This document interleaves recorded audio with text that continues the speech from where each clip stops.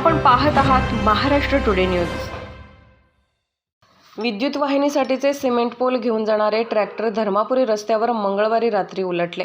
या दुर्घटनेमध्ये ट्रॅक्टरमधील cement pole अंगावर पडल्याने त्याखाली दबून भोजनाकवाडी येथील 2 कंत्राटी कामगारांचा जागीच मृत्यू झालाय। मंगळवारी रात्री धर्मापुरी येथून 5 मजूर ट्रॅक्टरमधून विद्युत वाहिनीसाठीचे सिमेंटचे पोल घेऊन भोजनाकवाडीकडे जात होते।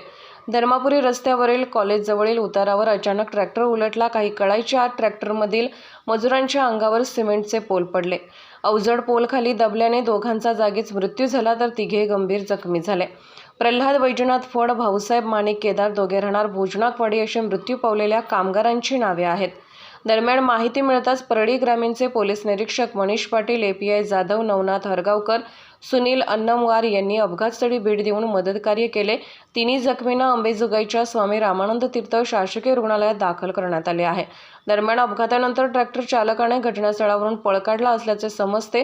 2 तरुणांचा अपघाती मृत्यू झाल्याने भोजनाकवाडीमध्ये शोककळा पसरली आहे। महाराष्ट्र टुडे मराठीसाठी ब्युरो रिपोर्ट, परळी, बीड।